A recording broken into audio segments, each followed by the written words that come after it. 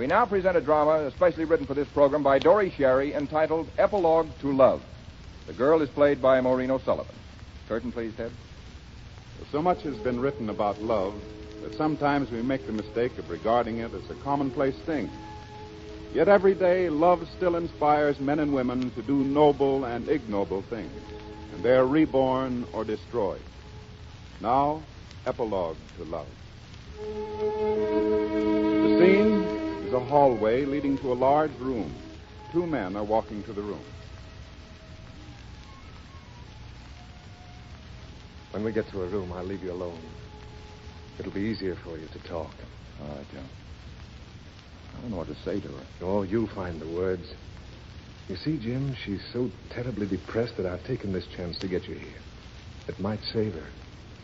She has years of life ahead of her, if she wants it. Is she badly hurt? She's blind, Jim. Blind? Yes. That's why she doesn't want to live. But you can help her. You loved each other once. After you left, I think she married me on the rebound. Never has really loved me like I love her. If you can bring her back, I'll do the rest. I'll try, John. I know you will. Here we are. Mary. Yes, John?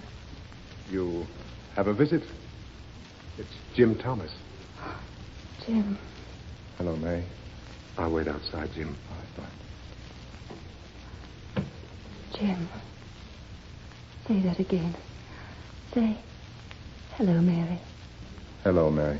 Jim, darling. You're as lovely as ever. Your hair is golden. Jim, what awful thing took us apart? Mary, let's talk of other things. Yes.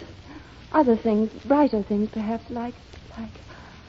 Oh, Jim, I can't see you. Do you know that I can't see you? Let's not talk of that either. When did you get back? About 2 weeks ago. I heard about you having been in that mine explosion. I was so frightened for you. It was just a big scare. 2 scratches and a lost hat. I was such a fool, Jim.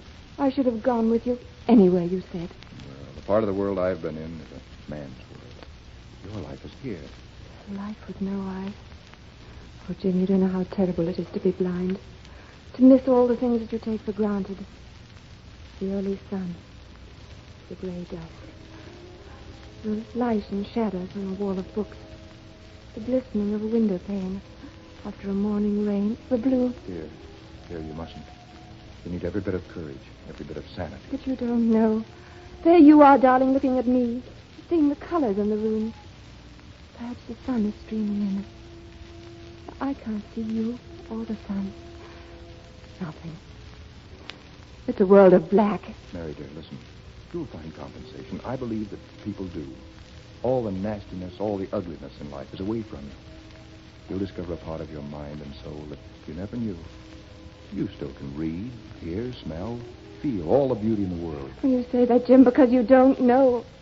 What beauty can there be with no light, no color? There are many people, dear, without sight, who have found a beauty beyond the knowing of people who can see. A greater beauty of companionship. The beauty of self-sufficiency. And they can read and enjoy the same things with their fingers that they could with their eyes. They can hear and enjoy the same music. And over the air, they can hear the same things that make other people laugh and cry and thrill. But the part of my life that was you is gone. Gone forever. It was long ago. And it isn't much of a life running to the 4 corners of the globe. Even now, I'm planning to go away again, this time to the desert.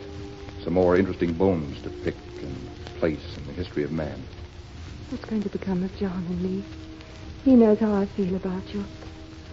Our love is a ghost that comes back to haunt him. He adores you, Mary.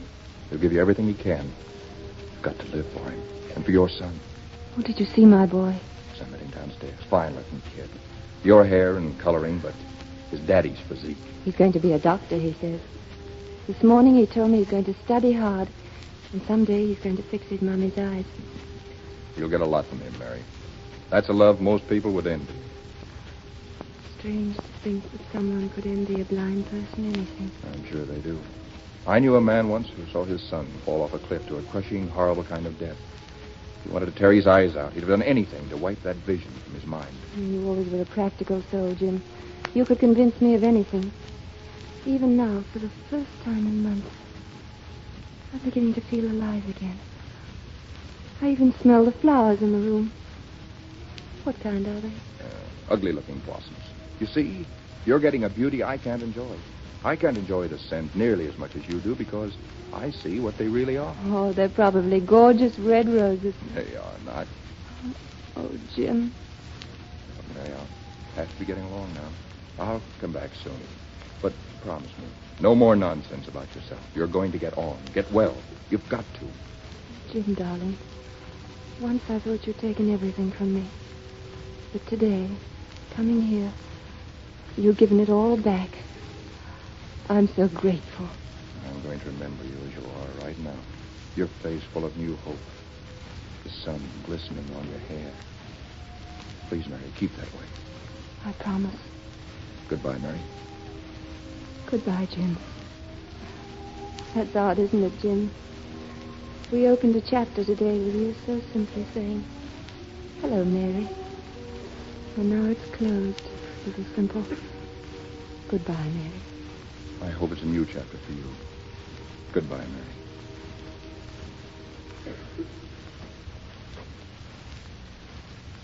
God bless you, Jim. You've done it. Tell me, was the sun streaming on her hair? It was. Good guess. Remember your promise, John. She must never know that explosion left me blind. She never will, Jim.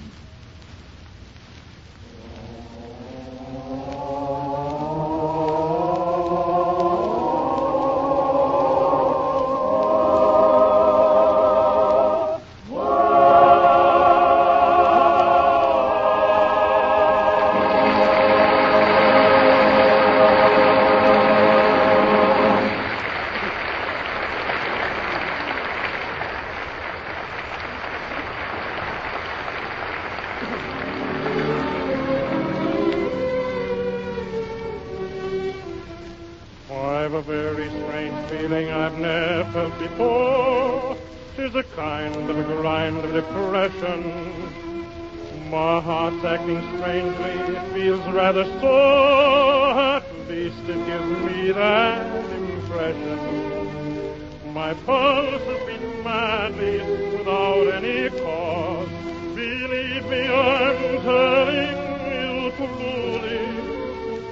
I'm gay with a fall and sad without cause.